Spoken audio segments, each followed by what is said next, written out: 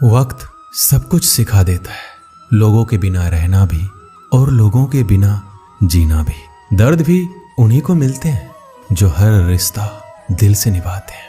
मतलबी होना तो इंसान की फितरत है। बारिश रुक जाने के बाद तो छतरी भी बोझ लगने लगती है। अकेले हो तो विचारों पर काबू रखो और सबके साथ हो तो जुबान पर काबू रखो। रुलाया ना कर हर बात ऐ जिंदगी, जरूरी नहीं सबकी किस्मत में चुप कराने वाले हो।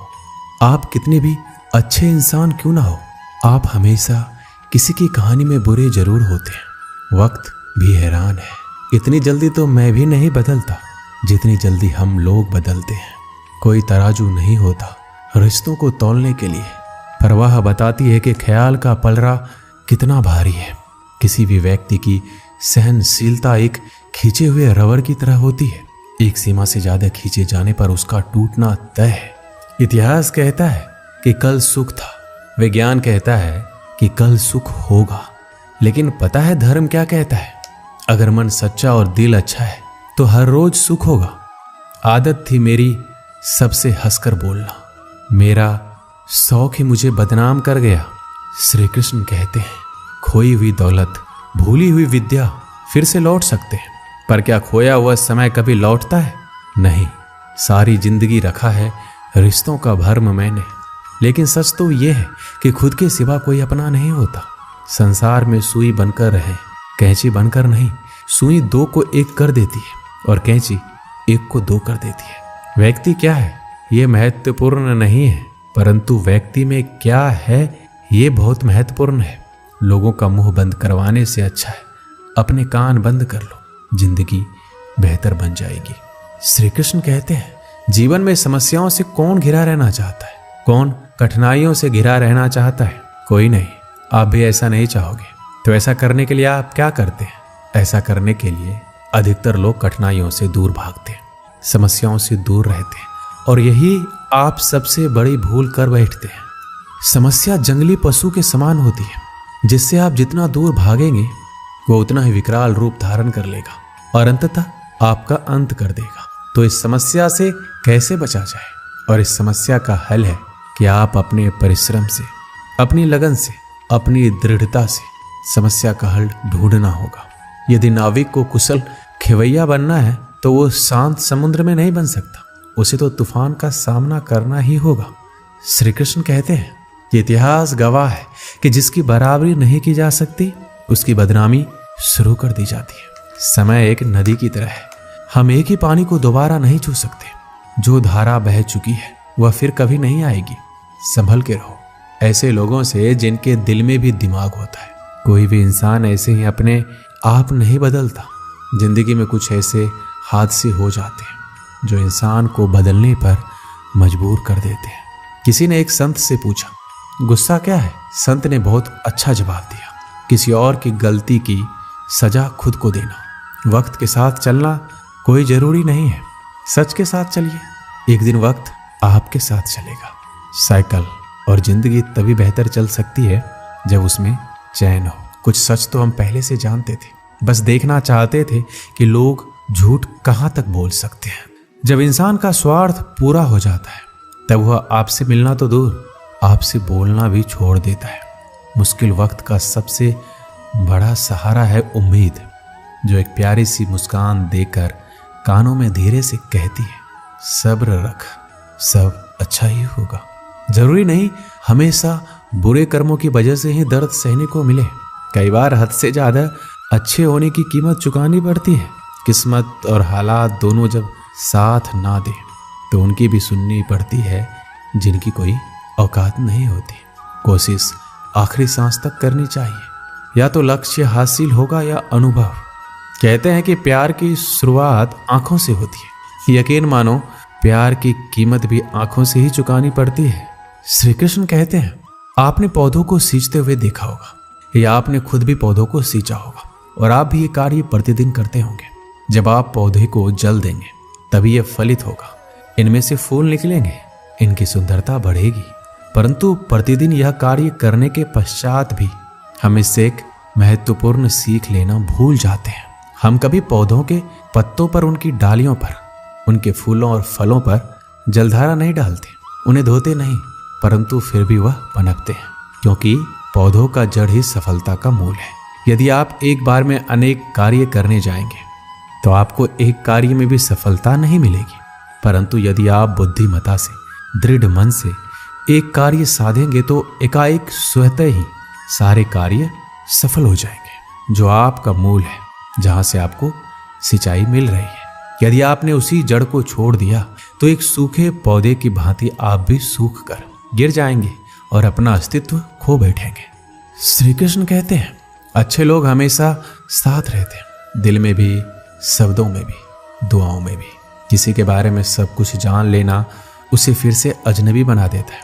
पछतावा ना कीजिए, क्योंकि बीता हुआ समय अच्छा था तो वह यादगार है, और यदि बीता हुआ समय खराब था तो एक अनुभव है। परिस्थितियां हमारे लिए समस्या नहीं बनती, समस्या तो तब बनती है जब हमें परिस्थितियों से निपटना नहीं आता है। पता नहीं लोग दूसरों को उदास करके खुद कैसे खुश रह लेते हैं। रिश्ता चाहे कितना भी क्यों ना बिगड़ा हो, अगर सुधारना चाहो तो सब कुछ सही हो सकता है। रुलाते तो सभी हैं, लेकिन अगर कोई तुम्हारे लिए खुद रो पड़े तो उसे कभी खुद से दूर मत होने देना। इंसान कब बदल जाता है पता ही नहीं चलता, और हम ये सोचते रह जाते हैं कि आखिर हमने गलती कहाँ की है। जिंदगी में 3 लोगों को कभी मत भूलना। एक तो वो जो मुसीबत में साथ देते हैं, एक वो जो मुसीबत में साथ छोड़ देते हैं, और एक वो जो मुसीबत में आपको डालते हैं। जब लोग आपकी बुराई करें तो बिल्कुल परेशान ना हो, वास्तव में वह लोग आपको महत्व देने का कोई रास्ता जानते ही नहीं है। श्री कृष्ण कहते हैं, जीवन में सभी केवल सफल होना चाहते हैं, केवल विजय चाहते हैं। कोई भी पराजित नहीं होना चाहता, कोई भी असफल नहीं होना चाहता, कोई भी नहीं चाहता कि उसके प्रयास व्यर्थ जाए। यदि एक दृष्टिकोण से देखा जाए तो ये उचित भी है, परंतु असफलता में भी एक अच्छी बात छुपी होती है। मैं बताता हूँ, सफलता आपका परिचय संसार को देती है, विजय के पश्चात संसार आपको जानने लगता है, और असफलता आपका परिचय संसार से करवाती है। पराजय के पश्चात आप अपने जीवन को जानने लगते हैं। इसलिए सफलता और असफलता से घबराए नहीं। यदि आपकी सोच सकारात्मक रहेगी तो यही सफलता, यही पराजय आपको और अधिक शक्तिशाली बनाकर प्रस्तुत करेगी और जीवन में विजयी बनाएगी। श्री कृष्ण कहते हैं, तारीफ एक ऐसा चंदन है जिससे दूसरों को लगाए तो आपके हाथ अपने आप महकेंगे। समझने वाले तो खामोशी भी समझ लेते हैं, और ना समझने वाले तो जज्बातों का भी मजाक बना देते हैं। जो आपकी खुशी में अपना दर्द भूल जाए, उस इंसान से ज्यादा आपको कोई प्यार नहीं कर सकता। ये जिंदगी तमन्नाओं का गुलदस्ता ही तो है, कुछ महकती है, कुछ मुरझाती है, कुछ चुप जाती है। खुद को अच्छा बना लीजिए, दुनिया से एक बुरा इंसान कम हो जाएगा। भरोसा सब पे करो, लेकिन सावधानी के साथ, क्योंकि कभी कभी खुद के दांत ही जीभ को काट लेते हैं। जिंदगी की रफ्तार बहुत तेज है, सुबह का दुख शाम को पुराना हो जाता है। कोई भी व्यक्ति इस संसार में हमारा दोस्त या दुश्मन बनकर नहीं आता है। हमारा व्यवहार ही लोगों को दोस्त और दुश्मन बनाता है। सबसे मुश्किल रास्ता वह है जिस पर आपको हमेशा अकेला चलना पड़ता है, और असल में वही रास्ता जिंदगी में आपको मजबूत बनाता है। बड़ों का दिया हुआ आशीर्वाद और अपनों की दी हुई शुभकामनाओं का कोई रंग नहीं होता, लेकिन जब ये रंग लाते हैं तो जीवन में रंग भर जाते हैं। श्री कृष्ण कहते हैं, कभी कभी हमें लगता है हमारे अपने, हमारे हितैषी, हमारे माता पिता को हमारे मन की बात ही नहीं समझ आ रही है, जैसे उन्हें हमारे हर कार्य, हर निर्णय में खोट दिखाई दे रहा है, और ऐसे में हम विद्रोह कर बैठते हैं। ऐसी अवस्था में हमें वही अच्छा लगने लगता है जो हमारे मन की बातों का समर्थन करे। हम उसे ही अपना हितैषी समझ लेते हैं, परंतु जो आपसे मीठी बातें कर रहा हो वो आपका हितैषी है, यह आवश्यक नहीं है। कुछ विषैले फूल बड़े सुंदर दिखते हैं, कुछ विषैले फल असाधारण रूप से बड़े स्वादिष्ट होते हैं, और ये भी आवश्यक नहीं कि हमारे रोगों का निदान करने वाली औषधि सदी मीठी हो। इसलिए विष और औषधि में अंतर को परखने का प्रयास करें। हो सकता है जो आपके हित की बात कर रहा हो वो आपको संकट के गर्त में ले जा रहा हो। श्री कृष्ण कहते हैं कि बात बात पर आवेश में ना आए। हो सकता है कि आपके माता पिता की कड़वी बातों में आपका हित छिपा हो, और माता पिता को भी प्रयास करना चाहिए। यदि उनकी संतान अनुचित निर्णय ले रही है तो उसके अनुचित होने का भान प्रेम से समझाना है, दबाव और शासन से नहीं, क्योंकि कभी कभी कटु शब्द और कटु वचन अनुचित निर्णय को और पक्का कर देता है। श्री कृष्ण कहते हैं, पानी समंदर में हो या आंखों में, गहराई दोनों में होते हैं। खुशी के लिए काम करोगे तो खुशी नहीं मिलेगी, मगर खुश होकर काम करोगे तो खुशी जरूर मिलेगी। कुछ रिश्ते बस निभाने के होते हैं और कुछ जताने के लिए। खुशियों का कोई रास्ता नहीं है, खुश रहना ही रास्ता है। अपना वजूद ऐसे बनाओ कि कोई आपको छोड़े तो आपको कभी भुला ना सके। हमारी समस्या का समाधान केवल हमारे पास है, दूसरों के पास क्या है? दूसरों के पास तो केवल सुझाव है। जीवन में प्रयास सदैव कीजिए। लक्ष्य या अनुभव दोनों ही अमूल्य है। अहंकार की बीमारी शराब जैसी होती है, खुद को छोड़कर सबको पता चलता है कि इसको चढ़ गई है, बस सिर्फ हंसते रहो। दुनिया वाले सोचते ही रहेंगे कि इसको कौन सा सुख मिल गया है। सफलता की पोशाक कभी तैयार नहीं मिलती है, इसे बनाने के लिए क्या जरूरी है? मेहनत का हुनर। खुश रहना चाहते हो तो 5 बातों पर ध्यान दो। पहला, बीते हुए वक्त को भूल जाओ। दूसरा, वर्तमान में जियो। तीसरा, भविष्य की चिंता ना करो। चौथा, खुद की तुलना दूसरों से करना बंद कर दो। और 5वां, अपने काम को टालना बंद करो। ये आवश्यक है। श्री कृष्ण कहते हैं, हम सभी बचपन से ये सुनते आए हैं कि अच्छे मित्र हमारे जीवन को पूर्णतः परिवर्तित कर सकते हैं, परंतु कौन? जिनसे आप प्रश्न पूछें और वो मित्र बिना किसी पक्षपात के, भय रहित होकर, बिना किसी लालच के आपको उचित उत्तर दे। परंतु सबके समक्ष ये समस्या आ जाती है कि आज के समय में ऐसे मित्र मिलना दुर्लभ है। वो तो होते ही नहीं। परंतु आपको मैं एक बात बताता हूँ, हम सबके पास भी एक ऐसा मित्र होता है, बस हम उसे पहचान ही नहीं पाते। वो है दर्पण। दर्पण के समक्ष खड़े होकर आप स्वयं से पूछिए कि यदि आज आपका अंतिम दिन होता तो क्या आप वही करते जो आप कर रहे थे? आपको उत्तर मिले या ना मिले, परंतु आपकी दिशा अवश्य बदले। इसलिए आपसे अतिरिक्त आपका सबसे घनिष्ठ मित्र, सबसे अच्छा मित्र कोई नहीं है। श्री कृष्ण कहते हैं, सब कुछ सहन करना भी चाहिए, क्योंकि हम में भी ऐसी बहुत सी कमियां हैं जिन्हें दूसरे सहन करते हैं। अज्ञानी व्यक्ति गलती छुपाकर बड़ा बनता है और ज्ञानी व्यक्ति गलती मिटाकर बड़ा बनता है। ये मौत भी बड़ी अजीब चीज है। एक दिन मरने के लिए पूरी जिंदगी जीना पड़ता है। किस्मत हमारे हाथ में नहीं, पर फैसले तो हमारे हाथ में है। किस्मत हमारे फैसलों को नहीं बदल सकती, पर फैसले हमारी किस्मत बदल सकती है। हर चीज अपने वक्त पर। बस एक प्यार है जो कभी बूढ़ा नहीं होता। जीवन में ज्यादा रिश्ते होना जरूरी नहीं है, जो रिश्ते हैं उनमें जीवन होना जरूरी है। सच के लिए लड़ने का हुनर सीख लो, क्योंकि कुछ सांपों के डर से शेर जंगल छोड़कर नहीं जाते। ये जिंदगी है, यहाँ पीठ पीछे छुरा मारने वालों को निर्दोष और भरोसा करने वालों को दोषी मानते हैं। श्री कृष्ण कहते हैं, हम सब शीघ्र ही सफलता चाहते हैं, ढेर सारी संपत्ति और सुख चाहते हैं। ऐसे में हम कई बार छोटे मार्गों को चयन कर लेते हैं, वो मार्ग जिनमें परिश्रम नहीं होता, जिनमें होता है तो केवल छल, कुटिलता और भाग्य का सहारा। जैसे कि जुआ। कोई जुए के खेल में धन लगाता है, कोई दांव लगाता है और ये भूल जाता है कि जुआ एक ऐसा दलदल है जिसमें एक बार गिरो तो सर्वनाश से पहले निकलना असंभव है। यदि आप जीतते हैं तो जीतने की भूख बढ़ जाएगी। यदि आप कुछ हार बैठे तो उसे पुनः पाने के लिए आप फिर से खेलेंगे। मनुष्य को यह आभास ही नहीं होता कि अपनी संपत्ति के साथ वो अपनी मानवता, अपने संस्कार, अपने धर्म और अपना उत्तरदायित्व सभी जुए की भेंट चढ़ा देता है। इसलिए कुछ पाना है तो परिश्रम से पाओ। अगर कुछ जुए में जीता भी तो वो उतना ही शीघ्र खो दोगे, क्योंकि उसे परिश्रम से नहीं पाया गया है और उसकी रक्षा करने के लिए आपके मन में स्वाभाविक प्रयास भी नहीं होंगे। एक गांव में एक आलसी आदमी रहता था।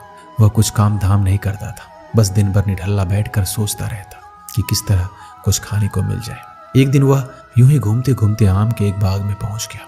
वहां रसीले आमों से लदे कई पेड़ थे। रसीले आम देख उसके मुंह में पानी आ गया और आम तोड़ने वह एक पेड़ पर चढ़ गया।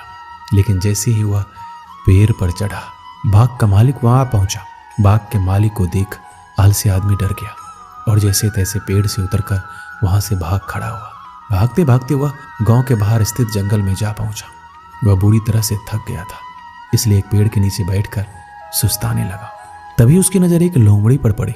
उस लोमड़ी की एक टांग टूटी हुई थी और वह लंगड़ा कर चल रही थी। लोमड़ी को देख आलसी आदमी सोचने लगा कि ऐसी हालत में भी इस जंगली जानवरों से भरे जंगल में लोमड़ी कैसे बच गई? इसका अब तक शिकार कैसे नहीं हुआ? जिज्ञासा में वह एक पेड़ पर चढ़ गया और वहां बैठकर देखने लगा कि अब लोमड़ी के साथ क्या होगा। कुछ ही पल बीते थे कि पूरा जंगल शेर की दहाड़ से गूंज उठा, जिसे सुनकर सारे जानवर डरकर भागने लगे। लेकिन लोमड़ी अपनी टूटी टांग के साथ भाग नहीं सकती थी, वह वहीं खड़ी रही। शेर लोमड़ी के पास आने लगा। आलसी आदमी ने सोचा कि अब शेर लोमड़ी को मारकर खा जाएगा, लेकिन आगे जो हुआ वह कुछ अजीब था। शेर लोमड़ी के पास पहुंचकर खड़ा हो गया। उसके मुंह में एक मांस का टुकड़ा था, जिसे उसने लोमड़ी के सामने गिरा दिया। लोमड़ी उस मांस के टुकड़े को खाने लगी। थोड़ी देर बाद शेर वहां से चला गया। यह घटना देखकर आलसी आदमी सोचने लगा कि भगवान सच में सर्वसर्वा है। उसने धरती के समस्त प्राणियों के लिए, चाहे वह जानवर हो या इंसान, खाने पीने का प्रबंध करके रखा है। वह अपने घर लौट आया। घर आकर वह 3 से 4 दिन तक बिस्तर पर लेटकर प्रतीक्षा करने लगा कि जैसे भगवान ने शेर के द्वारा लोमड़ी के लिए भोजन भिजवाया था, वैसे ही उसके लिए कोई ना कोई खाने पीने का सामान ले आएगा। लेकिन ऐसा कुछ नहीं हुआ। भूख से उसके हालात खराब होने लगे। आखिरकार उसे घर से बाहर निकलना ही पड़ा। घर के बाहर उसे एक पेड़ के नीचे बैठे हुए बाबा दिखाई पड़े। वह उनके पास गया और जंगल का सारा वृत्तांत सुनाते हुए बोला, बाबा जी, भगवान मेरे साथ ऐसा क्यों कर रहे हैं? उनके पास जानवरों के लिए भोजन का प्रबंध है, लेकिन इंसानों के लिए क्यों नहीं? बाबा जी ने उत्तर दिया, बेटा ऐसी बात नहीं है। भगवान के पास सारे प्रबंध है, दूसरों की तरह तुम्हारे लिए भी। लेकिन बात यह है, वो तुम्हें लोमड़ी नहीं शेर बनाना चाहते हैं। दोस्तों, इस कहानी से हमें यही सीख मिलती है कि हम सब के भीतर क्षमताओं का असीम भंडार है। बस अपनी अज्ञानतावश हम उन्हें पहचान नहीं पाते और स्वयं को कामचोर समझकर दूसरों की सहायता की प्रतीक्षा करते रहते हैं। स्वयं की क्षमता पहचानिए, दूसरों की सहायता की प्रतीक्षा मत कीजिए। इतने सक्षम बनिए कि आप दूसरों की सहायता कर सकें।